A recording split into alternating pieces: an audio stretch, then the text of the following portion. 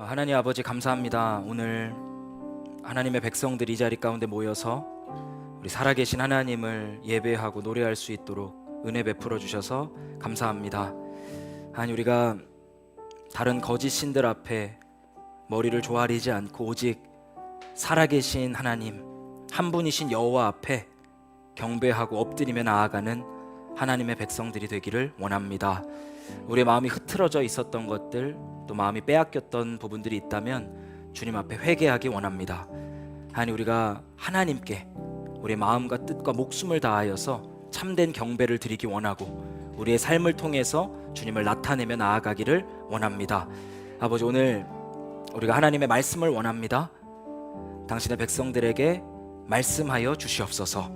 말씀으로 인해 회복되고, 말씀으로 인해 치유되고, 말씀으로 인해 뜨거워질 수 있는 복된 시간 될 수 있도록, 세상에서는 경험할 수 없는 신적이고 초자연적인 시간이 될 수 있도록 역사하여 주시옵소서. 그렇게 인도하실 주의 이름을 찬양합니다. 감사드리며 예수님의 이름으로 기도드립니다. 아멘. 네, 우리 한번 옆 사람하고 인사해 보겠습니다. 잘 오셨습니다. 네, 한 번 더 인사할게요. 여호와께 소망을 둡시다. 네, 우리 말씀을 좀 볼 텐데요. 오늘 이번 주에 이제 그 이스라엘하고 또 이란의 그 전쟁이 있었죠. 이제 세상이 돌아가는 것들이 심상치 않게 느껴집니다. 예수님께서 다시 오시기 직전에 전쟁과 전쟁, 난리와 소문이 이 세상을 덮을 거라고 말씀을 하셨는데 비슷한 상황들이 이 세상 안에서 펼쳐지고 있는 것을 우리가 보고 있어요. 이 교회와 정치, 교회와 이 세상과의 관계들을 볼 때 우리가 항상 좀 극단에 빠지곤 합니다. 어떤 극단이냐면 너무 정치를 과소평가하거나 너무 정치를 과대평가하는 거예요. 과소평가한다는 것은 우리가 이 땅의 시민으로서 해야 될 역할들에 대해서 다 잊어버리고 그냥 영원한 것들만을 추구하며 살아가는 것, 이것은 정치를 과소평가하는 겁니다. 정치가 이 땅의 시민들에게 주는 영향들이 지대하기 때문에 우리가 우리나라에서 볼 수 있는 것처럼 정치가 망가지면 북한이 되고 또 온전하게 기능하면 대한민국이 되는 것처럼 이 정치에 대해서 너무 무관심하고 무지한 것은 또 하나의 죄가 될 거예요. 근데 또 반대로 정치를 너무 과대평가해서 정치로서는 단 한 사람도 구원받지 못하거든요. 근데 세상을 고치는 것이 교회의 사명인 것처럼 착각하고서 뛰어들고 거기에 모든 것을 건다면 이 또한 정치를 과대평가하는 일이 될 것입니다. 그래서 우리가 성경적인 균형을 가지고 하나님께서 우리에게 명하신 것들을 잘 수행하면서 나아가는 예수 가족이 되기를 원합니다. 우리 오늘 같이 보실 말씀은 누가복음 1장 말씀이에요. 누가복음 1장 1절부터 17절까지 말씀을 볼 텐데, 먼저 누가복음 1장을 한번 펴놔 주시면 감사하겠습니다.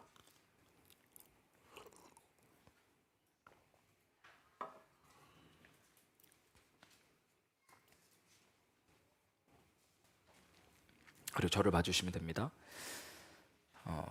우리가 기독교라고 하는 것이 철학 체계나 교리 체계나 세계관이나 행동 양식이나 원리나 이런 식으로 생각을 한다면 우리가 기독 신앙 안에서 진짜 중요한 것들을 하나도 발견하지 못할 겁니다. 물론 기독교 안에는 철학 체계도 있고 교리도 있고 세계관도 있고 행동 양식도 있지만 기독교 안에서 가장 중요한 것은 예수 그리스도예요. 우리가 기독교라고 하면 그리스도교라는 말이거든요. 예수 그리스도를 하나님으로 믿는 종교, 이게 기독교예요. 2000년 전에 인간의 몸으로 이 땅에 오셔서 십자가에서 죽으시고 부활하신 예수님을 아는 게 기독신앙의 핵심입니다. 요한복음 17장 3절 말씀을 보시면 이렇게 돼 있어요. 영생은 오직 한 분이신 참 하나님을 알고 또 아버지께서 보내신 예수 그리스도를 아는 것입니다. 기독교라는 게 그냥 단순한 철학 체계나 행동 양식의 모음이 아니라 살아계신 하나님의 아들 예수 그리스도를 아는 것이라고 설명하고 있어요. J.C. 라일이라고 하는 청교도 목회자가 이와 같은 말을 합니다. 우리들의 개인적인 신앙에는 보다 큰 단순함이 요구된다. 그리스도와 그의 인격이 모든 진리 체계의 등불이 되어야 하며 우리들의 영혼의 주된 욕구가 예수 그리스도를 더욱 사모하고 또 더욱 알아가는 과정이어야 한다. 영생은 하나님을 아는 것, 그분의 아들이신 예수님을 아는 것, 기독 신앙에 있어서의 요구되는 중요한 사항은 이 예수님을 아는 것에 대해 집중된 단순함, 이게 성경에서 필요한 것이라고 말하고 있습니다. 많은 사람들이 이렇게 예수님을 깊이 알아가는 과정 없이 기독교적인 삶에만 접근해 보려고 했었습니다. 근데 이것은 구조적으로 불가능한 일이에요.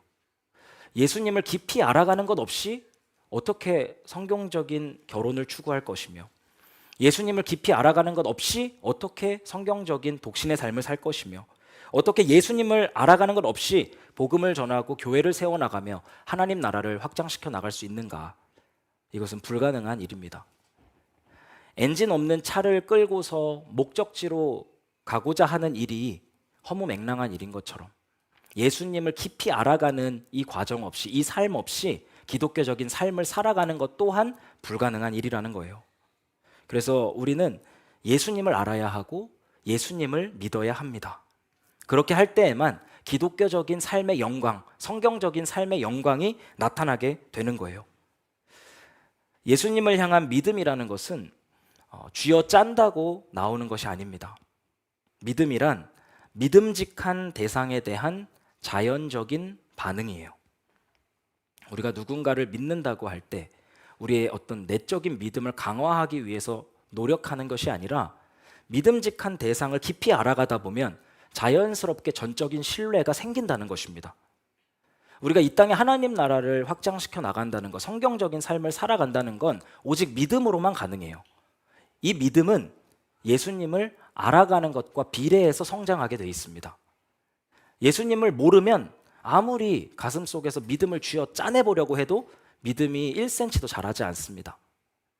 하지만 온 우주에서 유일하게 신뢰할 수 있는 예수님을 깊이 알아가다 보면 우리가 이 생에서와 우리의 죽음 이후에서 우리의 모든 전 존재를 다 맡기기에 전혀 부족함이 없는 예수님을 신뢰할 수 있게 된다라는 것입니다. 우리가 누가복음 말씀을 시작하면서 이 예수님을 알아가는 것에 대한 중요성에 대해서 말씀을 드렸어요. 우리가 이제 1장부터 끝장까지 쭉 이 내용들을 강해하면서 나아갈 텐데, 이 가운데 예수님을 깊이 알아가시고 이 알아감의 결과로 예수님을 향한 믿음이 커지게 되는 그런 은혜의 시간들이 되기를 바랍니다. 우리 누가복음 1장 1절부터 4절까지 말씀 우리 한 목소리로 한번 읽어보겠습니다. 1절부터 4절까지입니다. 시작. 우리 가운데서 일어난 일들에 대하여 차례대로 이야기를 엮어내려고 손을 댄 사람들이 많이 있었습니다. 그들은 이것을 처음부터 말씀의 목격자요 전파자가 된 이들이 우리에게 전하여 준 대로 엮어냈습니다. 그런데 존귀하신 데오빌로님, 나도 모든 것을 시초부터 정확하게 조사하여 보았으므로 가깝게 그것을 순서대로 써드리는 게 좋겠다고 생각하였습니다. 이리하여 각하께서 이미 배우신 일들이 확실한 사실임을 아시게 되기를 바라는 바입니다. 아멘. 이제 누가복음을 시작하면서 누가가 관심을 가지고 있는 부분은 예수님의 삶과 죽음과 부활이 허구가 아니라, 신화가 아니라 역사적 사실이라는 사실에 대해서 집중해서 가르치기 시작합니다. 1절에 보시면 우리 가운데서 일어난 일들에 대하여 이렇게 나와 있는데, 개역개정 성경을 보면 이루어진이라고 돼 있어요. 그리고 영어 성경을 보면 have been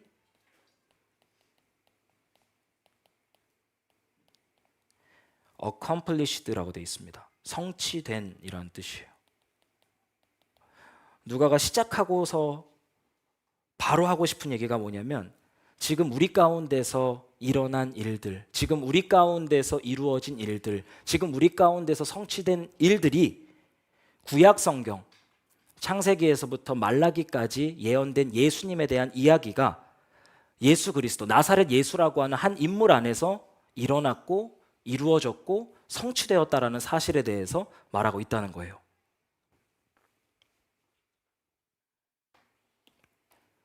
이와 같은 예언들은, 예수님 안에서 성취된 이 예언들은 어떤 개개인들의 공상이나 환상 안에서 만들어진 이야기가 아니라 분명한 목격자가 있었습니다. 말씀에 목격자가 있었고 그걸 목격하고 전파한 사람들이 있었어요. 우리가 목격자라고 하면 눈목자를 사용하는 거예요. 직접 예수님을 보고 만진 사람들이 있었습니다. 예수님의 삶과 죽음과 부활을 통해서 구약의 예언들이 예수 그리스도라고 하는 인물 안에서 온전히 성취됐다라는 것을 경험한 사람들이 있었어요. 그리고 그것들을 전한 사람들이 있었던 거죠. 요한일서 말씀에 보면 이 역사적 사실에 대한 강조점이 나오는데 이렇게 고백을 합니다. 이 글은 생명의 말씀에 관한 것입니다. 이 생명의 말씀은 태초부터 계신 것이요, 우리가 뭐 한 거라 그러죠? 들은 것이요, 눈으로 본 것이요, 우리가 오랜 시간 동안 지켜본 것입니다. 그리고 우리가 손으로 만져본 것입니다. 이 생명이 나타나셨습니다. 우리가 그것을 보았습니다. 그래서 우리가 보고 듣고 지켜봤고 만진 바 되었기 때문에, 그래서 우리는 이 영원한 생명을 여러분에게 증언하고 선포합니다. 그러니까 우리가 생각하는 것처럼 이 예수님에 대한 어떤 추구, 탐구의 시작 지점은 역사적 사실에서부터 시작이 돼요. 사도들이 그걸 강조합니다. 요한일서를 시작하는 요한 사도도 거기서 시작해요. 우리가 이 예수님을 보고 듣고 지켜보고 만진 바 되었습니다. 누가복음도 그렇게 시작해요. 창세기부터 말라기까지 예언된 예언들이 나사렛 예수라고 하는 인물 안에서 온전히 성취됐고, 그 성취는 우리가 만들어낸 이야기가 아니라 직접 본 것입니다. 직접 들은 것입니다. 직접 경험한 것입니다. 라고 말하고 있습니다.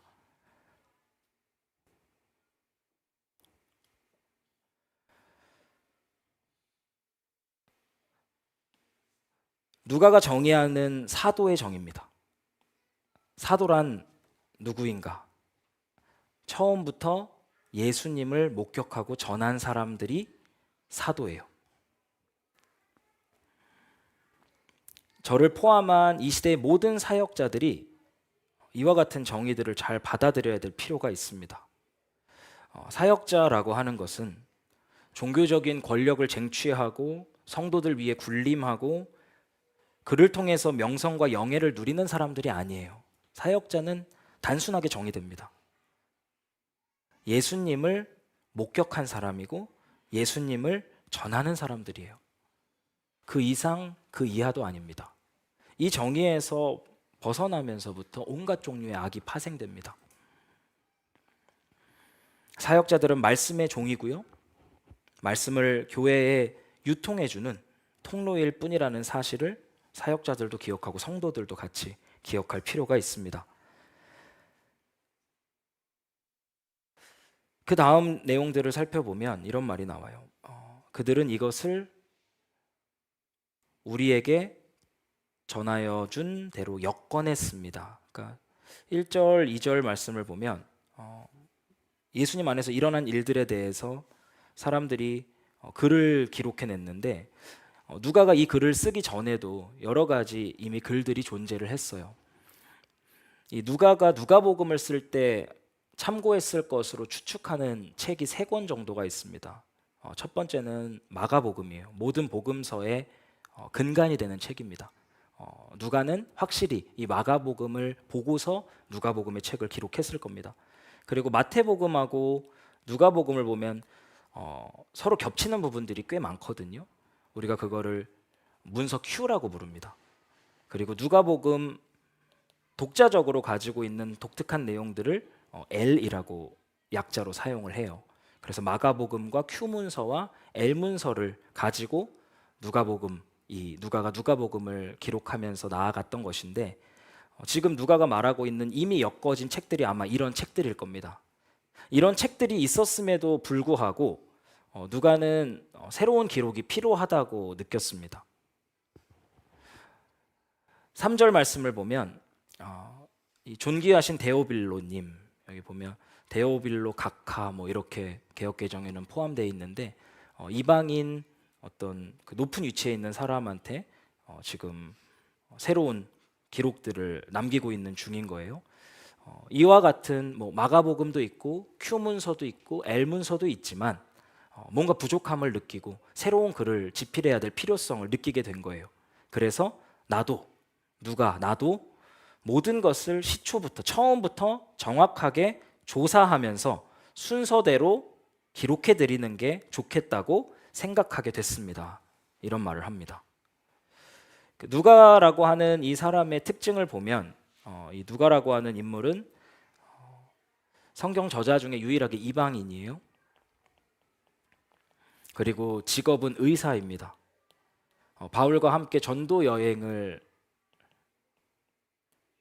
다녔었던 그런 인물로서 묘사가 되고 있는 인물인데, 누가가 의사 특유의 어떤 예리함, 날카로움, 정밀함을 가지고 누가복음을 쓰기 시작하는데 모든 자료들을 가지고 조사하기 시작해요. 처음부터 정확하게 조사하였다라고 말합니다. 아마 사도들에게 예수님과의 만남에 대해서 물어보기 시작했을 거고 복음서에 기록되어 있는 수많은 인물들을 찾아다니면서 인터뷰했을 겁니다.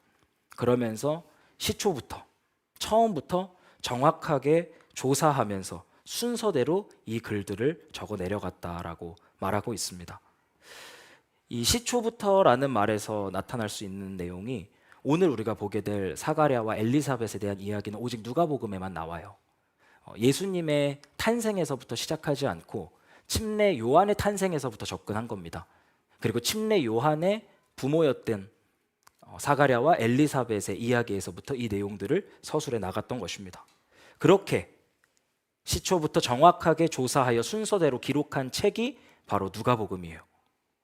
그럼 아마 이런 질문들이 나타날 수 있습니다. 전사님,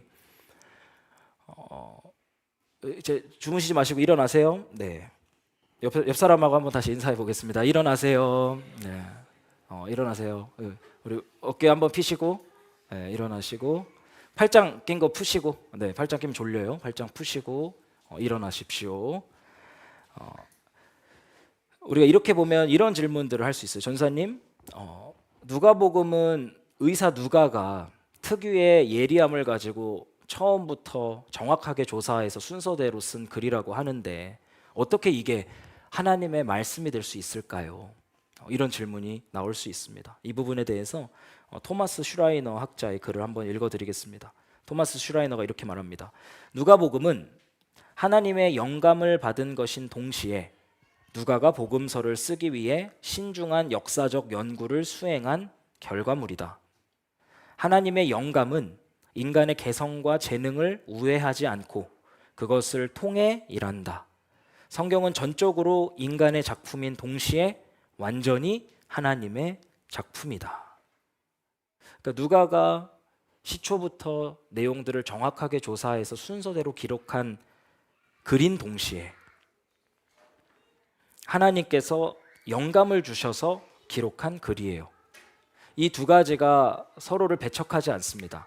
하나님께서는 인간 누가의 특유의 특성들을 활용하셔서 당신의 영감을 온전하게 보존하셔서 하나님의 말씀을 이 땅 가운데 선포하게 하신 겁니다. 그게 이 표현입니다. 하나님의 영감은 인간의 개성과 재능을 우회하지 않고 그것을 통해서 영감을 보존하셔서 이 땅 가운데 말씀하신 거예요.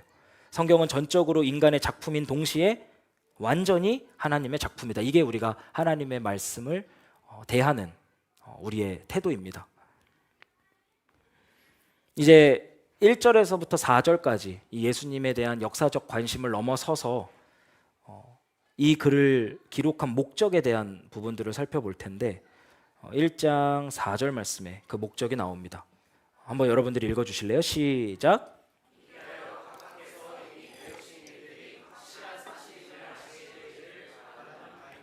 네, 이리하여 이 글을 통해서 각하께서 이미 배우신 일들이 확실한 사실임을 아시게 되기를 바랍니다.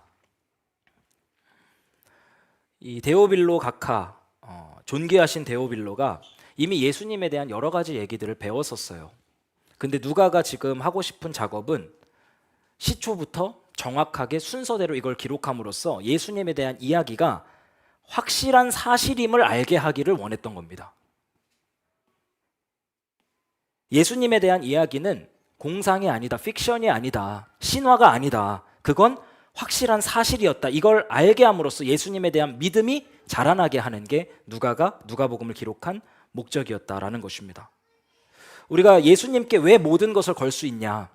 어떻게 이 현세에서와 내세에서 우리의 모든 전 인생을 예수님께 다 걸 수 있는가? 그에 대한 질문에 대한 답은 이거예요. 예수님에 대한 이야기가 확실한 사실이기 때문입니다. 여러분들이 이 사실을 받아들이느냐 받아들이지 않느냐가 아마 그리스도인으로서 여러분들의 삶의 어떤 질들을 결정하게 될 거예요. 이걸 받아들이면 여러분들의 믿음이 이전과는 전혀 다르게 강화될 겁니다. 하지만 이걸 받아들이지 않으면 갈팡질팡하다가 시들게 될 거예요. 제가 예전에 현준이를 통해서 들은 얘기가 있습니다. 현준 형제가 이제 저희 교회 처음 왔을 때 친구를 따라서 교회에 오게 됐는데 그날 태어나서 처음 설교를 듣게 된 거죠. 처음 설교를 듣고 예수님을 믿게 됐다고 이야기를 하는 거예요. 그래서 나중에 이제 물어봤어요. 어떻게 설교 한 편을 듣고 예수님을 믿게 됐냐? 그러니까 그렇게 얘기를 하더라고요. 설교자가 설교를 할 때 진짜 예수님이 살아있는 것처럼 말을 하니까 믿어졌다는 거예요. 그리고 여기 있는 모든 사람들도 다 예수님이 살아계시다라는 걸 확신하고 있기 때문에 자기도 그 분위기 안에서 예수님이 있구나라는 것을 느끼게 됐다라고 말을 합니다. 잠언서를 보게 되면 이런 말씀이 있어요. 거짓 증인은 패망하려니와 확실한 증인의 말은 힘이 있느니라. 예수님이 있었을 수도 있고 없었을 수도 있지. 그래도 예수님 믿는 게 나한테 해가 되는 것도 아닌데 믿으면 좋지. 그리고 예수님께서 가르쳐주신 원리대로 사는 게 세상적으로 봐도 도덕적으로 우월하잖아. 이런 식의 사고는 확실한 증인의 모습이 아니에요. 이 복음서의 저자가 가장 먼저 강조하는 게 예수님의 역사적 사실인 것처럼 우리가 예수님이라고 하는 존재, 예수님의 삶과 죽음과 부활이 실제라는 사실을 받아들이고 나아갈 때 우리의 삶과 말을 통해서 증언하는 모든 것들 가운데 힘이 실리게 된다라고 성경은 말하고 있습니다. 저는 저와 여러분이 이런 확실한 증인이 돼서 힘있게 예수 그리스도의 복음을 전하게 될 수 있으면 좋겠고, 이 누가복음을 같이 연구하고 설교하는 이 시간을 통해서 그와 같은 은혜가 모두에게 깃들었으면 좋겠습니다. 만약 누군가가 여러분에게 당신은 왜 예수님을 믿습니까? 라고 물어보면 그 중에 좋은 답 한 가지를 제가 말씀해 드리자면 이렇게 말하는 거예요. 따라해 보세요. 그것이 사실이기 때문입니다. 그것이 진실이기 때문입니다. 이렇게 답변하는 거예요. 왜 예수님을 믿습니까? 왜 예수님을 당신의 구세주요, 당신의 주님으로 믿습니까? 라고 묻는다면 저는 이렇게 대답할 거예요. 그것이 사실이니까요. 그것이 진실이니까요. 하나님이신 예수님께서 아기의 몸으로 이 땅에 오신 것, 그분께서 30년간 사역을 하시고 30년간 사시고 3년 동안 사역을 하신 후에 우리의 죄를 위해서 십자가에 못 박혀서 죽으신 것, 그리고 3일 만에 부활하신 이 일이 사실이니까요. 이 일이 진실이니까요. 그래서 저는 예수님을 믿습니다. 이렇게 고백하는 겁니다. 이 역사적 사실에 대한 인식 후에 이제 그 내용으로 들어가요. 그게 5절부터 7절까지 내용인데 한번 그 첫 이야기들을 한번 들어보도록 하겠습니다. 우리 5절부터 7절까지 함께 읽겠습니다. 시작. 유대왕 헤롯 때 아비야 조에 배속된 제사장으로서 사가랴라고 하는 사람이 있었다. 그의 아내는 아란의 자손인데 이름은 엘리사벳이다. 그 두 사람은 다 하나님 앞에서 의로운 사람이어서 주님의 모든 계명과 규율을 흠잡을 데 없이 잘 지켰다. 그런데 그들에게는 자녀가 없었다. 엘리사벳이 임신을 하지 못하는 여자이고 두 사람은 다 나이가 많았기 때문이다. 아멘.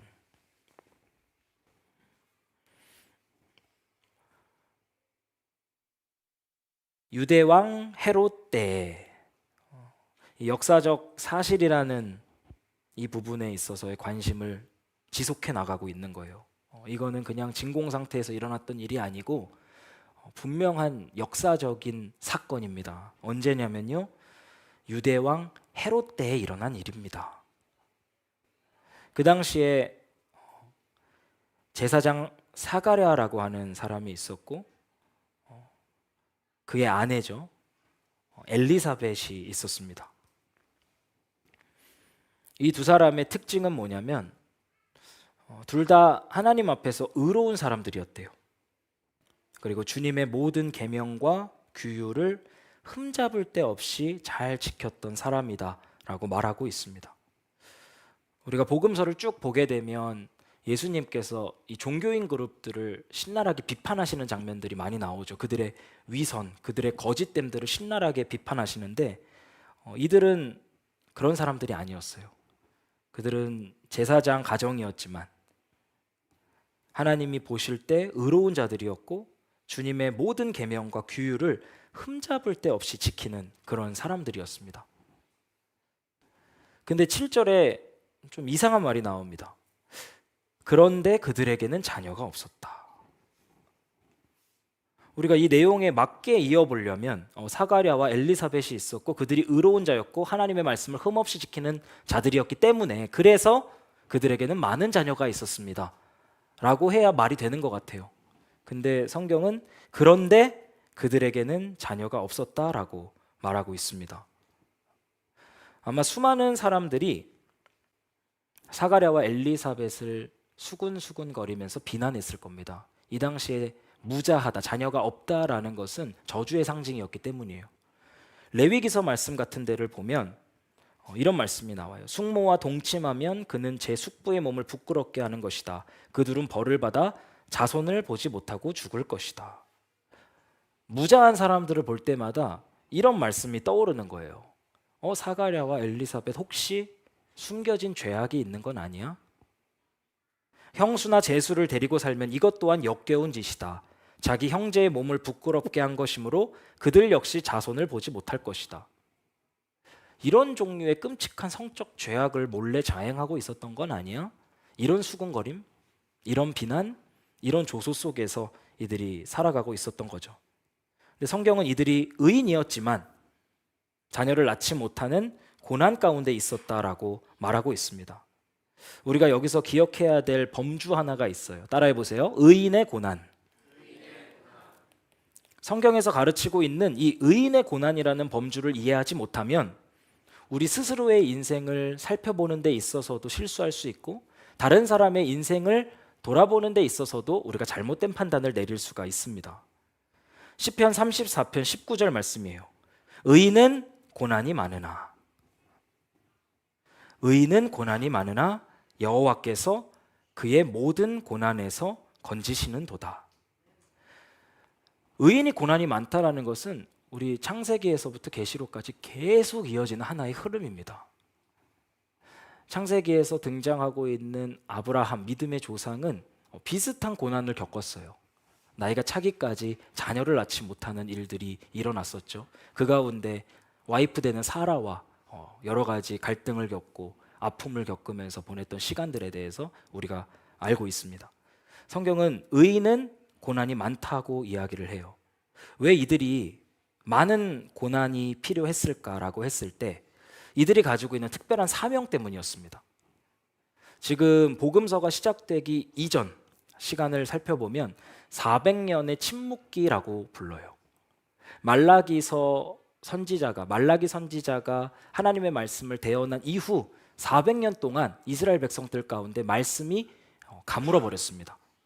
하나님이 말씀하지 않는 것처럼 느껴지고 하나님의 언약적 신실하심이 끊겨진 것처럼 느껴지는 시대 가운데 그 시대의 끝을 알리는 사명자로서 사가랴와 엘리사벳, 침례 요한이 부름을 받은 거예요. 이들에게 주어진 특별한 사명 때문에 특별한 고난이 필요했었습니다. 우리는 그것을 특별한 믿음의 연단이다라고 부를 수 있을 겁니다. 여러분들의 인생 가운데서 예수님을 따라가면서 크고 작은 고난들이 여러분들의 삶을 덮친다면 그것을 베드로의 표현처럼 이상하게 생각하지 마세요. 하나님께서는 믿음의 연단을 통해서 당신의 백성들의 믿음을 성장시키시고 승리로 인도하시는 분이십니다. 베드로전서 1장 7절 말씀이에요. 여러분들이 한번 읽어주세요. 시작.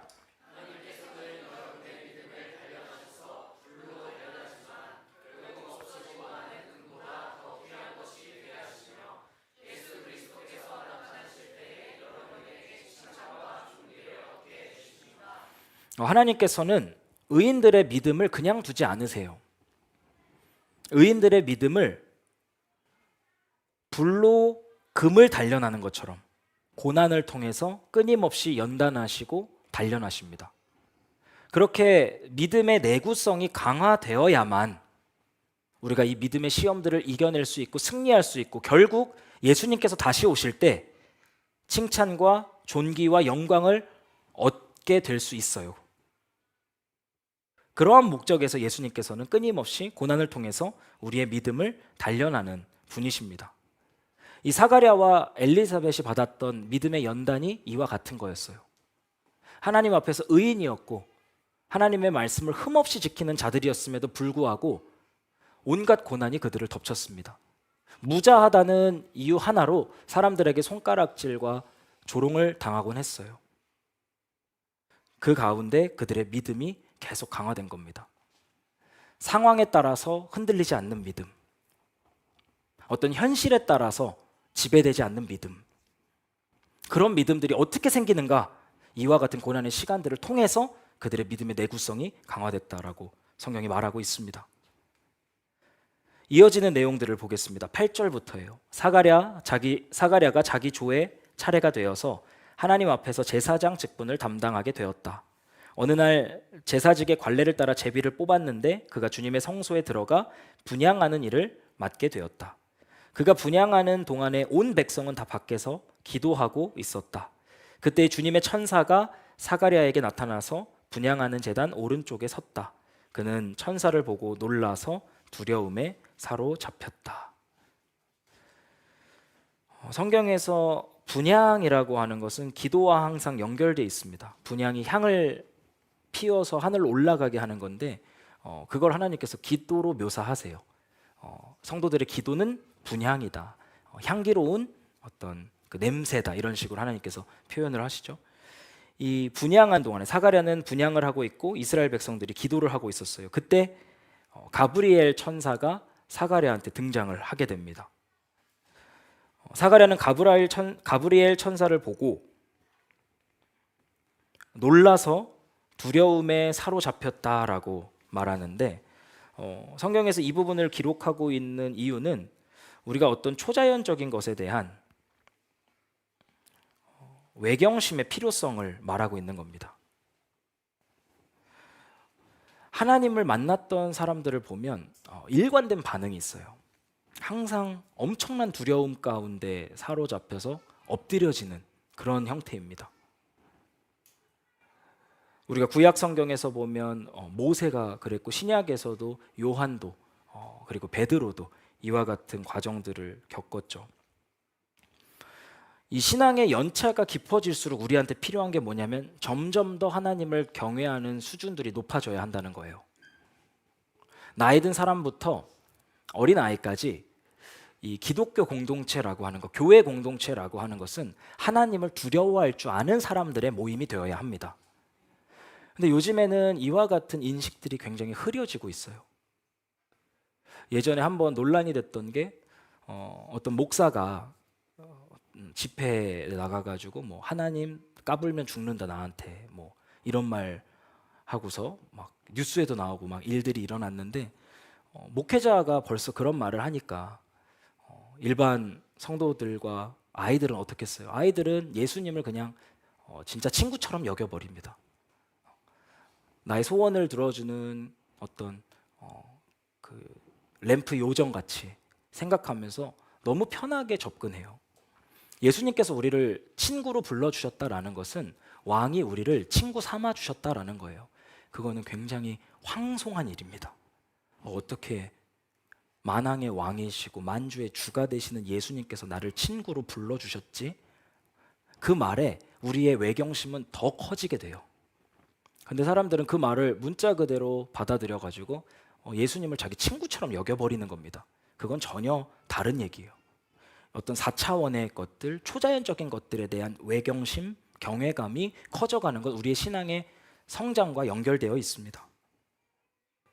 시편 25편 14절 말씀 여러분들 한번 읽어주세요. 시작.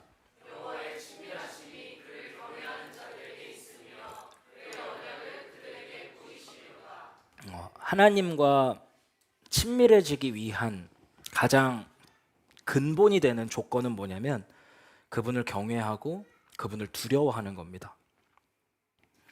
이걸 다르게 표현하면 겸손한 거예요. 하나님 앞에서 내가 하나님처럼 굴지 않는 겁니다. 하나님과 내가 어떻게 다른지, 어떻게 구별되어 있는지를 정확하게 인식하는 거예요. 그러면서 스스로를 낮추는 거죠.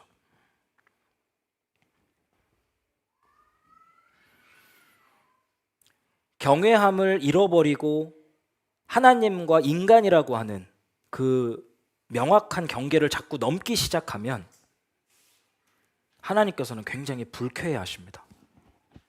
그리고 이 선을 넘는 자들을 대적하기 시작하세요. 하나님께서 겸손한 자들에겐 은혜를 주시고 교만한 자들은 대적하신다 그러죠. 대적이라는 말은 적으로 삼아버린다는 뜻이에요. 하나님은 하나님이시고 인간은 인간이에요. 이 명확한 경계를 자꾸 넘기 시작하면, 이 외경심을 잃어버리고 하나님을 만만한 분처럼 대하게 되면 그때부터는 여호와의 친밀하심이라고 하는 축복은 우리에게서 사라지게 되고 그분의 적대함을 받게 되는 위기 가운데 빠지게 될 수 있다는 겁니다. 이 사가랴가 천사의 등장과 함께 두려움에 사로잡혀서 엎드렸던 것처럼 예수님 앞에 서는 우리들은, 천사는 우리와 같이 하나님을 섬기는 종들일 뿐이거든요. 이 천사들이 섬기는 왕이신 예수님 앞에 나아간 우리들이 얼마나 더 큰 외경심을 가지고 그분 앞에 나아가야 되는가라는 부분을 생각해 볼 필요가 있습니다. 이어서 계속 내용이 진행이 돼요. 천사가 그에게 말하였다. 사가랴야, 두려워하지 말아라. 네 간구를 주님께서 들어주셨다. 네 아내 엘리사벳이 너에게 아들을 낳아줄 것이니 그 이름을 요한이라고 하여라. 그 아들은 내게 기쁨과 즐거움이 되고 많은 사람이 그의 출생을 기뻐할 것이다. 그는 주님께서 보시기에 큰 인물이 될 것이다. 그는 포도주와 독한 술을 입에 대지 않을 것이요 어머니 뱃속에 있을 때부터 성령을 충만하게 받을 것이며 이스라엘 자손 가운데서 많은 사람을 그들의 주 하나님께로 돌아오게 할 것이다. 그는 또한 엘리야의 심령과 능력을 가지고 주님보다 앞서 와서 부모의 마음을 자녀에게로 돌아오게 하고 거역하는 자들을 의인의 지혜의 길로 돌아서게 해서 주님을 맞이할 준비가 된 백성을 마련할 것이다. 오늘 우리가 마지막으로 살펴볼 본문이에요.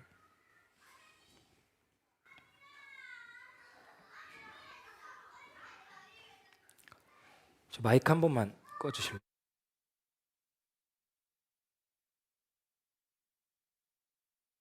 해주세요. 하나님께서 이 사가랴와 엘리사벳의 오랜 간구를 들어주셨습니다. 이들이 사람들의 그 수건거림과 손가락질을 받으면서 하나님 앞에 올려드렸던 그 기도가 하나님의 때에 이제 아름답게 응답되기 시작한 거죠. 그 응답이 요한을 통해서 옵니다. 사가랴와 엘리사벳의 아들 요한인데 이 요한이란 이름의 뜻은 여호와의 은총, 자비, 은혜라는 뜻이에요. 지금 여호와의 은총이, 자비와 은혜가 이중적인 의미로 이들에게 부어지고 있는데 첫 번째 의미는 뭐냐면 나이가 들 때까지 자식이 없었기 때문에 이 요한이라는 아이는 이 가정의 은총이 될 거예요. 근데 동시에 이건 예언적인 의미가 있는 이름이었어요. 제가 아까 말씀드렸던 것처럼 이스라엘에는 400년 동안 하나님께서 침묵하시는 이 침묵기의 시간을 보내고 있었기 때문에 하나님께서 너희들을 잊지 않았다. 하나님께서 너희를 포기하지 않았다. 하나님의 신실하심은 끊어지지 않았다라는 것이 요한의 출생과 함께 그 언약적 신실함이 다시 동작하기 시작한 겁니다. 그래서 요한이라고 하는 이 아이의 출생과 함께 두 가지 은총이 이스라엘 백성들 가운데 임하게 된 사건을 지금 표현하고 있어요. 이게 누가복음 1장 13절에서 우리가 볼 수 있는 내용입니다. 그 아들이 내게 기쁨과 즐거움이 될 거다. 많은 사람이 그의 출생을 기뻐할 거다라고 표현을 하는데, 제가 이 본문을 잊을 수가 없어요. 왜 그러냐면 이제 제가 둘째 결의를 임신했을 때 저와 제 아내가 묵상하고 있었던 본문이 딱 여기였어요. 그래가지고 우리 아이 이름을 지을 때 오늘 묵상하고 있는 이름 안에서 짓자라고 하고서 이 말씀을 막 찾다가 여기 이제 기쁨이 계속 반복이 되는 거예요. 그래가지고 일단 태명은 쪼이라고 하자. 이 말씀처럼 우리 결이가 우리한테 기쁨과 즐거움이 되고 또 많은 사람이 그의 출생을 기뻐할 수 있게, 그래서 이제 조이라고 부르고, 실명을 또 조이라고 할 수는 없잖아요. 정조이 이렇게 할 수는 없으니까, 그러면 이제 침례 요한의 어떤 그 이미지 안에서 이름을 좀 만들어 보자라고서 생각하다가 처음에는 솔이라고 하려고 했어요. 광야에 외치는 자의 솔이니까 이제 정솔해서 그런 소리로 살아라 이렇게 할까 하다가 또 우리 별이랑 이름을 좀 맞추면 좋을 것 같은 거예요. 그래서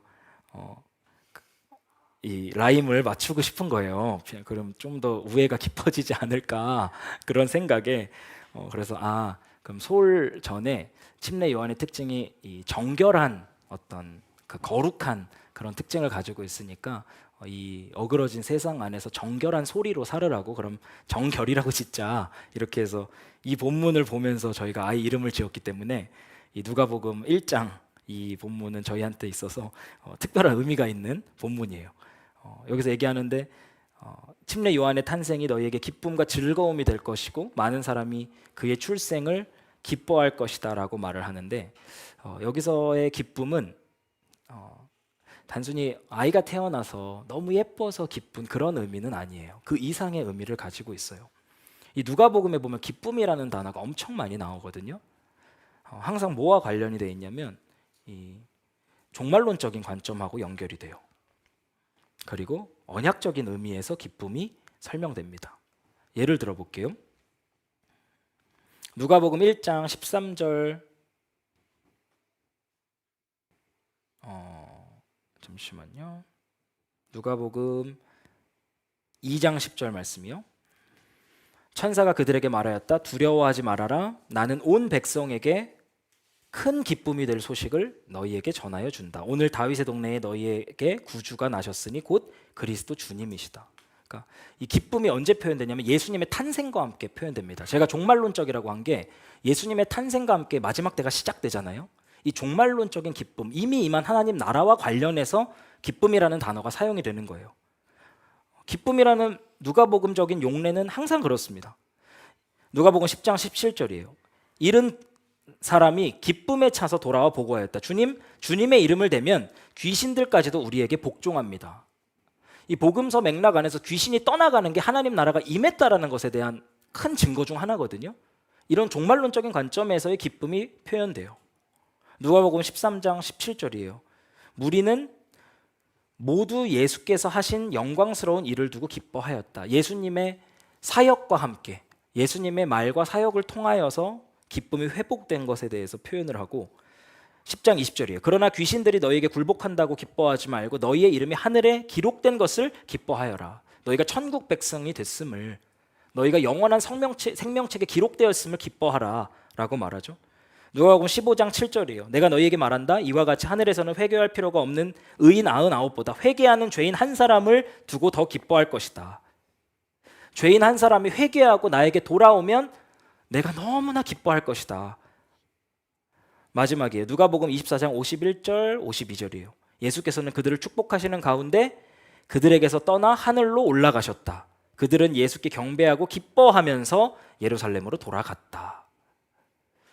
이 누가복음적인 맥락 안에서 기쁨이라고 하는 것, 즐거움이라고 하는 것, 이것은 이 종말론적이고 예언적인 관점들을 가지고서 하는 설명이에요. 요한의 탄생이 많은 사람에게 기쁨이 되는 이유는 이 예수님의 탄생으로 말미암아 이루어지게 될 하나님의 나라를 여는 그 시작 지점이 되기 때문입니다.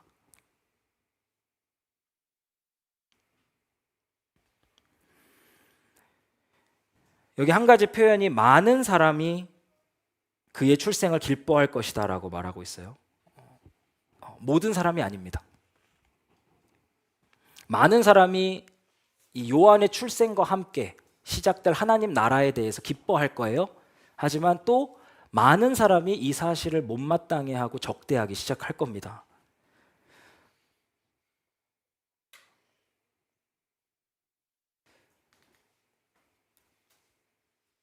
바리새인들이 누가복음에서 요한에게 하는 말이에요. 침례자 요한이 와서 빵도 먹지 않고 포도주도 마시지 않으니 너희가 말하기를 그는 뭐라 그러죠?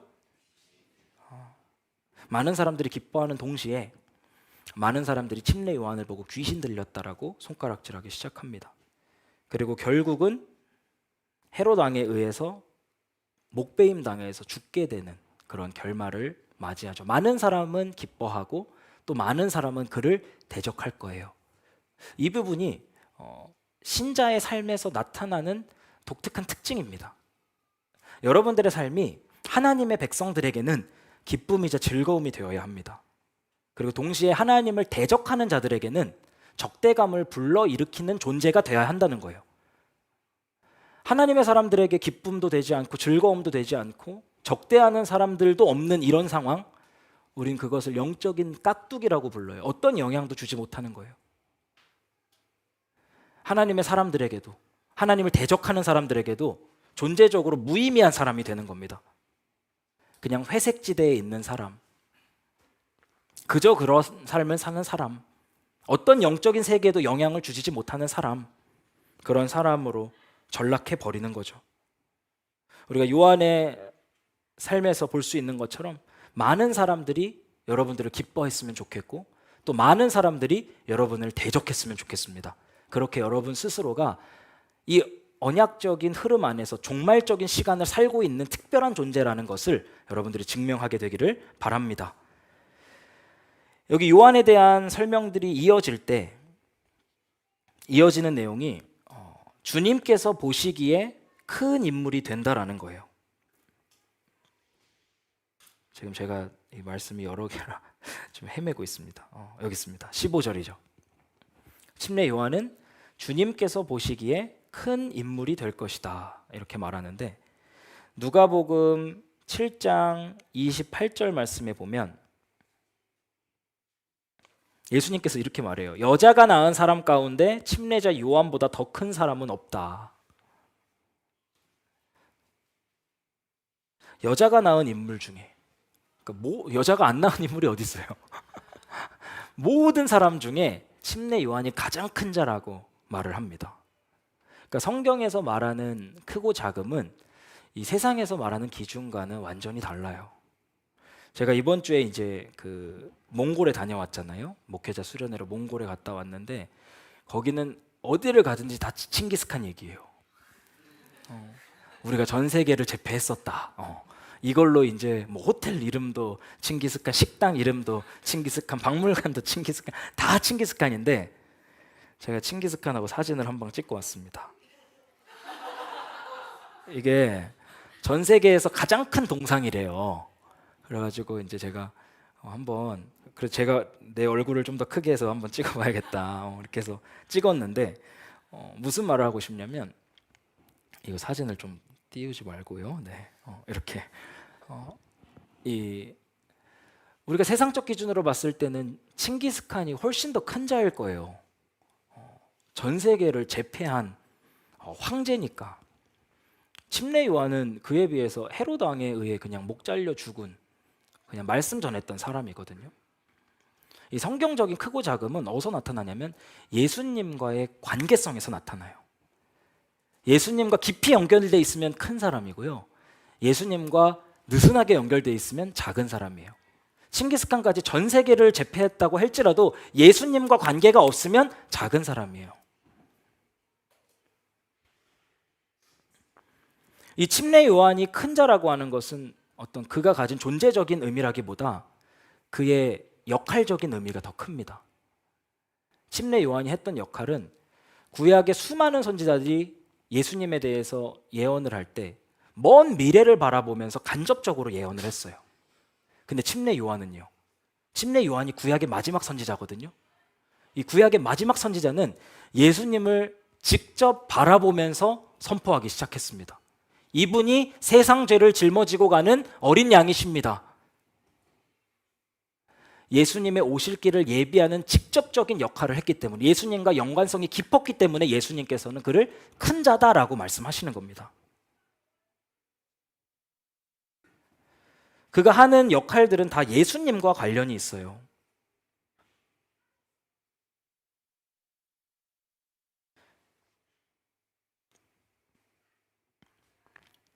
어떤 역할이냐면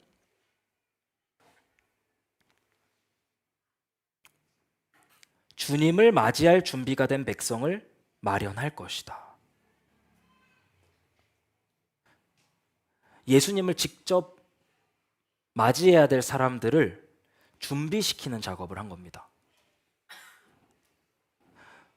역사 속에서 하나님이 인간의 몸을 통해서 자신을 드러내기 시작하는데 그걸 소개해주는 역할을 하는 거예요. 근데 단순히 소개가 아니라 사람들이 예수님을 예수님으로 알아볼 수 있도록 마음을 준비시키는 역할을 하는 겁니다. 주님을 맞이할 준비가 된 백성을 마련하는 것. 주님을 맞이할 준비라는 것은 과거나 현재나 미래나 동일해요. 어떤 거냐면 회개하는 겁니다. 그래서 침례 요한이 했던 사역이 뭐냐면 회개를 선포하는 거예요. 주님을 맞이할 준비를 하지 않고 주님을 만나게 되는 것은 모두에게 재앙이 될 겁니다. 그렇게 회개를 촉구하는데 그 회개 가운데 거역하는 자들이 의인의 지혜의 길로 돌아서게 되고, 회개의 결과로 부모의 마음이 자녀에게로, 자녀의 마음이 부모에게로, 가정 안에서의 어떤 역할적, 태도적 마음의 변화가 있게 될 것이라고 그 회개에 대한 설명들을 덧붙이고 있습니다. 침례 요한이 했던 일은 이 일을 직접적으로 한 거예요. 예수님의 강림, 하나님이 이 땅에 인간의 몸으로 오심, 이걸 준비하는 직접적인 사역을 해 나갔던 것입니다. 그때 침례 요한이 엘리야의 심령과 능력을 가지고 있었다라고 말합니다. 여기서 심령이라고 하면은 스피릿이에요. 엘리야의 영과 파워를 가지고 주님보다 몇 개월 앞서 와서 사람들로 하여금 주님을 맞이할 준비를 할 수 있도록 준비시키고 의인의 지혜의 길로 돌아서게 하고 가정 안에서부터 그 회개의 열매가 맺히게 하는 일을 어떤 능력으로 했냐면 엘리야의 심령과 능력으로 했다라고 말해요. 이게 말라기서 마지막 장에 나오는 예언입니다. 침례 요한은 엘리야의 재림이었어요. 엘리야의 영과 능력을 가지고 회개를 선포해서 예수님의 초림의 역사를 열어갔던 것입니다. 이어지는 말씀에서는 이 침례 요한이 가지고 있었던 어떤 특별한 모습에 대한 묘사가 나와요. 침례 요한은 여러분들 한번 읽어주세요. 그는부터 시작.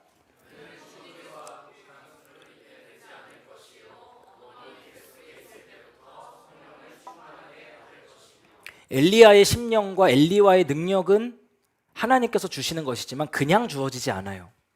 침례 요한은 자신의 먹는 것을 주의했습니다. 침례 요한은 자신이 다른 영이 아니라 하나님의 영에 의해서 충만히 채워질 수 있도록 구비된 사람이었어요. 그는 포도주와 독한 술을 입에 대지 않을 것이요. 마태복음 3장 보면 요한은 낙타털옷을 입고 허리에는 가죽띠를 띠고 그의 식물은 메뚜기와 들꿀이었다, 이렇게 말합니다. 그가 먹는 것을 절제하고 옷 입는 것, 가죽띠 띠는 것, 그리고 먹고 마시는 것까지 자신이 전파하는 소리와 자신의 모습이 일치할 수 있도록 절제하면서 살아갔다라는 것을 의미해요. 만약에 침례 요한이 온갖 명품들을 다 두르고 먹는 것을 탐하는 사람이었다고 한번 생각해 보세요. 그런 존재에게서는 이와 같은 소리가 나오지 않습니다. 천상의 소리를 땅에 흘려보내는 사람들은 자신이 먹는 것, 자신이 입는 것, 자신이 하고 다니는 행동 거지가 내가 선포하는 소리와 일치하는지를 끊임없이 살펴볼 필요가 있습니다. 세상적으로 우리가 하고 싶은 것들을 다 하면서 어떻게 엘리야의 심령과 능력을 소유할 수 있겠어요? 먹고 싶은 거 다 먹고, 입고 싶은 거 다 입고, 사고 싶은 거 다 사고, 보고 싶은 거 다 보고, 하고 싶은 거 다 하면서 천국의 사람으로서 그 영광과 능력을 이 땅에 뿜어낼 수는 없습니다. 그건 불가능해요. 여러분들이 하나님 앞에서 큰 자가 되려면 세상과 구별되기 위한 특별한 몸부림이 필요합니다. 하나님의 뜻은 우리의 거룩함이에요. 거룩함이라는 것은 세상과 구별되다라는 것을 의미합니다. 세상과 좀 달라야 돼요. 머리부터 발끝까지 세상과 좀 달라야 합니다. 세상 사람들처럼 먹고 마시고 즐기고 할 거 다 하면서 천국의 소리를, 천상의 소리들을 이 땅에 선포할 수는 결코 없습니다. 그리고 이어지는 마지막 내용이 성령의 충만함에 대한 부분이에요. 성령의 충만함을 받기 위해서 먼저 우리는 비워야 합니다. 방금 우리가 본 것처럼 먹는 것, 마시는 것, 입는 것을 통해서 우리의 모습 가운데 세상적 욕심을 다 비워야 돼요. 그리고 하나님의 영의 충만하심을 구하면서 나아가야 됩니다. 침례 요한은 어렸을 때부터 뱃속에서부터 성령 충만했다라고 이야기하는데 어떻게 뱃속에서부터 성령 충만했는지 잘 모르겠어요. J.C. 라일이 이에 대해서 이렇게 설명을 하더라고요. 유아들은 나이가 어리기 때문에 성령에 의해서 감동하심을 받을 수 없다고 생각하는 것은 잘못된 생각이다.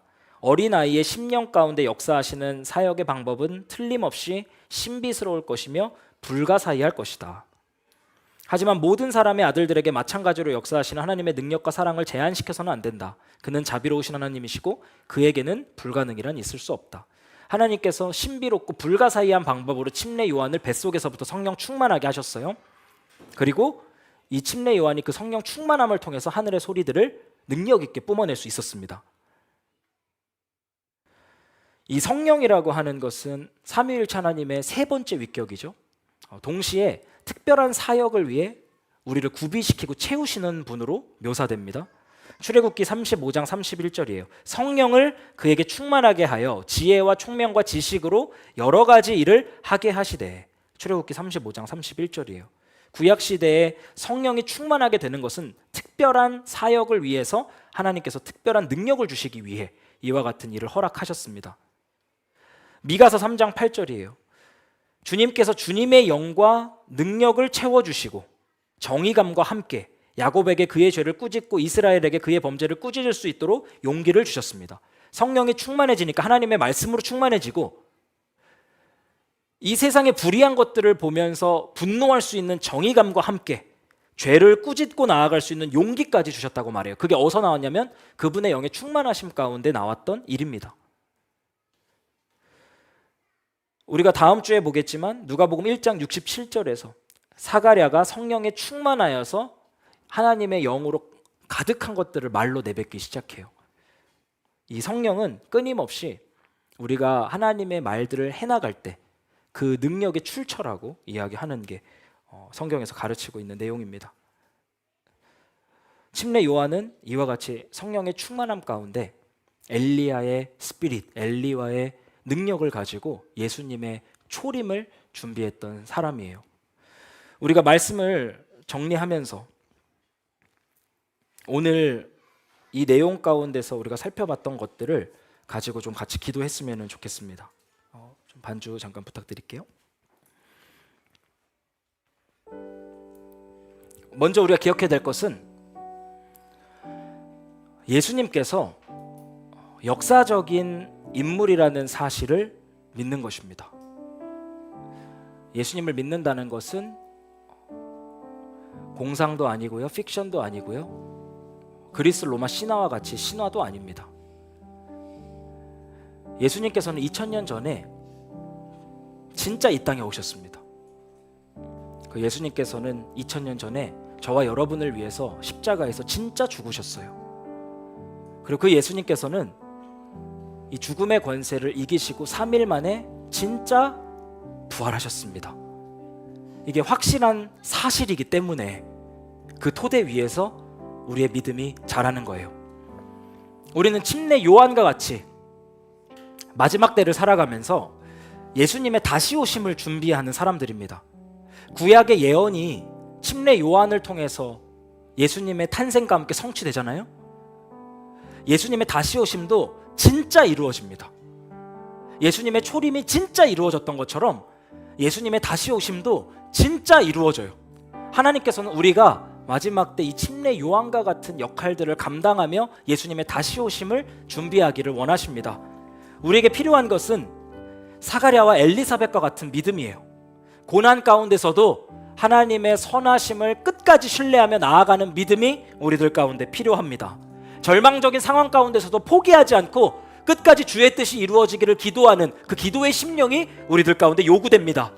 침례 요한과 같이 먹는 것과 입는 것을 통해 하늘의 소리와 자신의 삶을 조율하고 성령 충만함을 통해서 말씀을 전할 수 있는 그와 같은 믿음이 우리들 가운데 요구돼요. 하나님, 오늘 우리 가운데 이 말씀이 잘 자리 잡게 하시고 잘 뿌려지게 하시고 잘 자라나게 하셔서 우리 또한 이와 같은 삶을 살아가는 하나님의 백성들 될 수 있도록 역사하여 주시옵소서. 우리 다 같이 주여 한번 부르고 기도하며 나아가도록 하겠습니다. 기도하겠습니다. 하나님, 오늘 우리가 살펴본 17개의 구절이 땅에 떨어지지 않고 우리 영혼 가운데 깊이 깊이 새겨지기를 원합니다.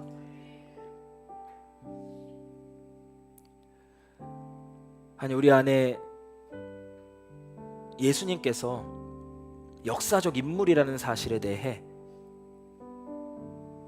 인지하지 않고 인식하지 않고 무시하고 지나가려고 했던 그런 태도들이 있으면 오늘 회개하기를 원합니다. 예수님은 창세기에서부터 말라기까지 구약 성경에서 예언한 그대로 2000년 전에 이 땅 가운데 오셨습니다. 모든 예언이 나사렛 예수라고 하는 한 인물 안에서 완전히 성취되었습니다. 우리가 믿는 예수님, 그 예수님은 2000년 전 이 땅을 거니셨던 하나님이셨습니다. 아버지, 이것이 확실한 사실이라는 것을 기억하면서 우리의 믿음이 성장할 수 있도록 도와주시옵소서. 아니, 우리 사가랴와 엘리사벳, 침례 요한 이 가정과 같이 마지막 때 예수님의 다시 오심을 준비하는 복된 가정들이 되기를 원합니다. 우리 사가랴와 엘리사벳처럼 상황과 환경이 어려울 때에도 하나님의 선하심을 믿는 이 믿음을 포기하지 않을 수 있도록 도와주시고, 하나님의 때에 당신의 뜻이 이루어질 것을 소망하면서 낙심하지 않고 기도하는 기도자들 될 수 있도록 우리에게 오늘 새로운 기름 부음을 허락하여 주시옵소서. 우리 침례 요한과 같이 우리의 삶과 우리의 소리를 일치시켜 나가기를 원합니다.